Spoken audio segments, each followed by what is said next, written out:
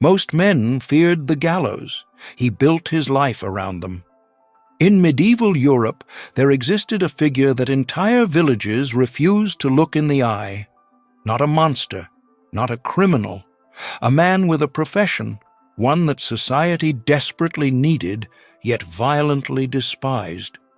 He lived on the outskirts of town, buried his own dead, and carried a weight no confession could lift.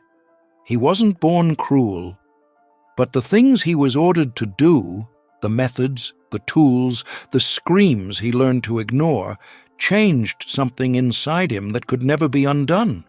What does it cost a man to become the instrument of death for an entire civilization? It is the year 1370. Somewhere in the heart of the Holy Roman Empire, a boy watches his father come home, not with the smell of bread or iron or livestock, with something else, something that clings. The boy doesn't ask questions. He already knows, because in this world, a son inherits more than a name. He inherits a fate. The executioner's profession was not chosen. It was assigned and passed down like a curse wrapped in duty. In medieval Europe, these men were called by different names depending on the region. Scharfrichter in the German lands, bourreau in France. But the title mattered less than what it meant. You were the last face a condemned man saw, the last hands that touched him. And when it was over, you walked back through a town that needed you and resented every breath you took. They were forbidden from touching food at the market with their bare hands, forbidden from sitting beside ordinary men in church. Some were made to wear distinctive colors so people could see them coming and step aside, not out of respect, out of fear, out of a deep, almost superstitious need to avoid contamination. And yet, without them, the entire machinery of medieval justice collapsed. Franz Schmidt of Nuremberg kept a diary. Quietly, meticulously, for over 4 decades he recorded every execution, every flogging, every brand and broken limb he was ordered to carry out. Not out of pride, perhaps out of a need to make sense of something that defied it.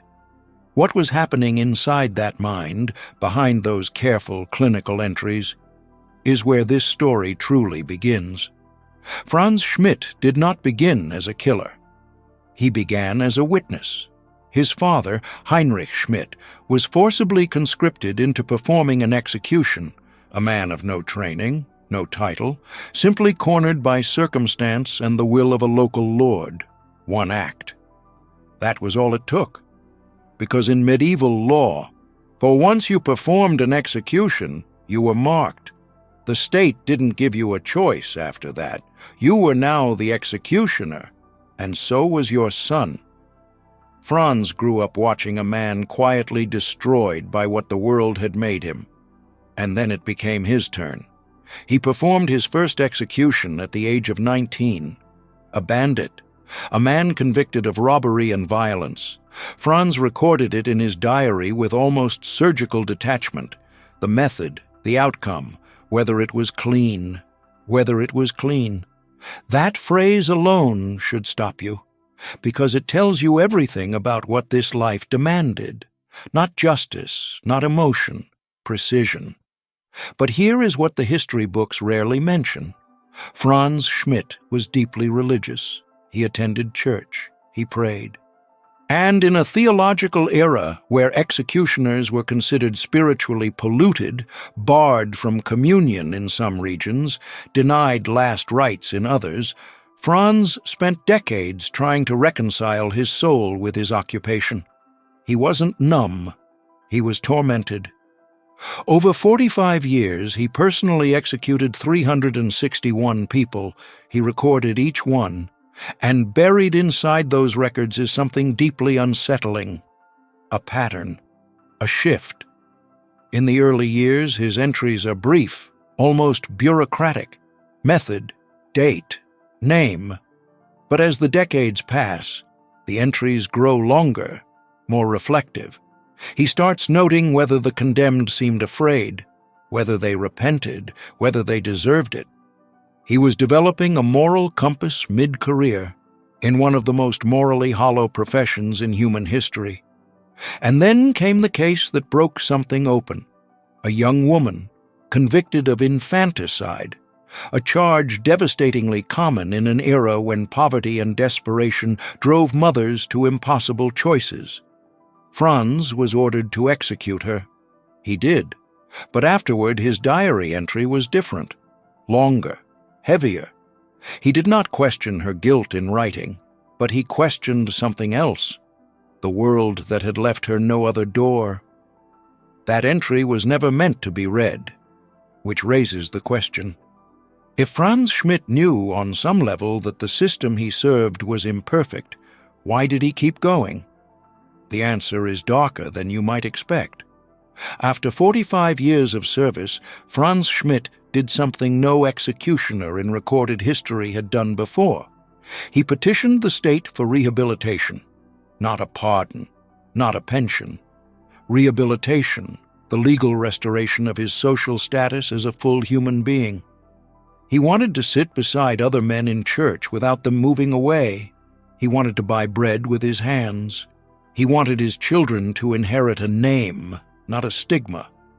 The city of Nuremberg debated it, and while they deliberated, something quietly devastating was happening to Franz. His body was failing. Decades of physical and psychological labor had ground him down in ways no diary entry could fully capture. He had spent a lifetime being the last mercy or the last cruelty that hundreds of human beings ever experienced. And now, at the edge of his own death, he was waiting to find out if any of it had earned him the right to simply be a man. The council's response came.